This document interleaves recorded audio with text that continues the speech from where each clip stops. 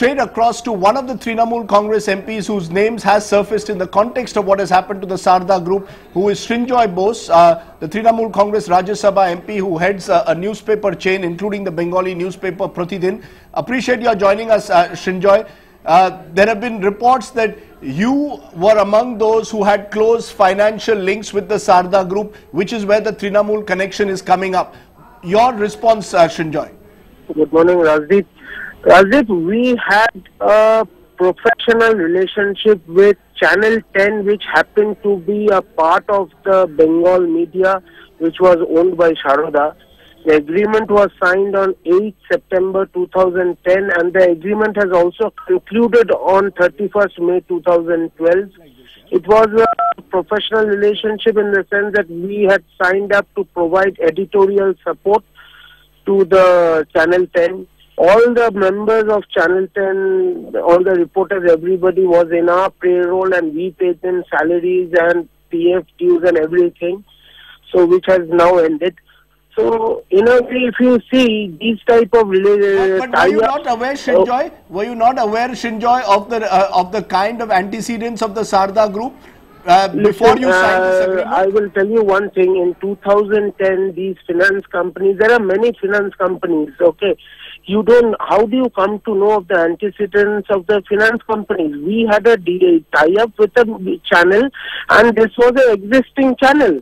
This was bought over by them, so they wanted support as to how to run the channel, so we entered into an agreement. Is it not true that your editor Kunal Ghosh, who is also a Trinamool Congress MP, had become the face of this channel, and therefore naturally the suspicion was that this was an extremely close relationship which was mutually beneficial. It benefited you. Tell me one thing, there are many such finance companies all over India, where in their son's wedding, daughter's wedding, people like from the top, everyone goes there. So do you mean to say if they happen to be in a problem one day, all the persons have to be in problem that they did not find out, they did not go? I think it's ridiculous, Razi. You also being a part of a media, you should know. Today all the media companies in West Bengal, suppose, let me take West Bengal, have all got huge ads of all these chit fund companies which have also busted and which might burst in future. So do you think they will all cancel all deals and say that thing? What does that show? If media companies were reliant on chit fund companies for their today, all the major TV channels in Calcutta, from their breaking news to everything, runs on chit fund sponsorships.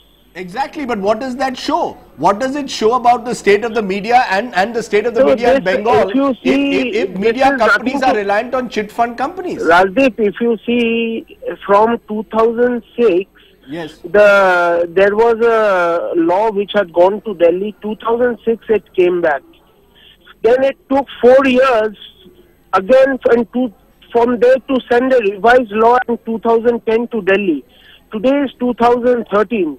From 2010 to 2013, that law has still not come back.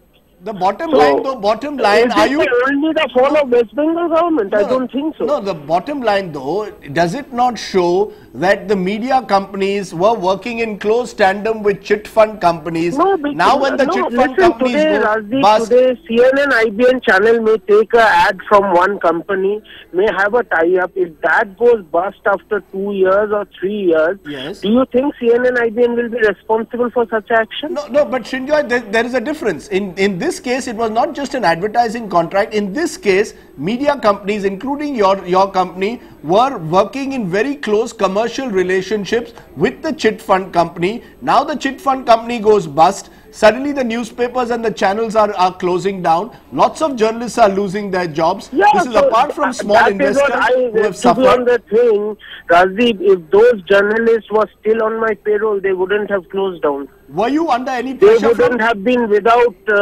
salaries for 3 months, no? Were you under any pressure? Side of it also. I take that point, but were you under any pressure from Mamata Banerjee to tie up with groups like Sarda? Because there is now a suggestion. There is now a suggestion. Was not, Rajdeep, to be very fair, when this tie-up happened in 2010, Mamata Banerjee was not in power. Right. But would you concede that the Trinamool Congress had a close relationship with the Sarda group? This was a test case. Like there were many channels nationally also, Right. who started as a content provider and have then made their own channels. But would you agree that there was a close relationship that existed between the Trinamool Congress and the Sarda group, because there were individuals like yourself who had business ties with them? You're saying it's a content relationship. I am again saying and the moment this tie-up was done, I was not an MP also. Right. In 2010, I was not an MP.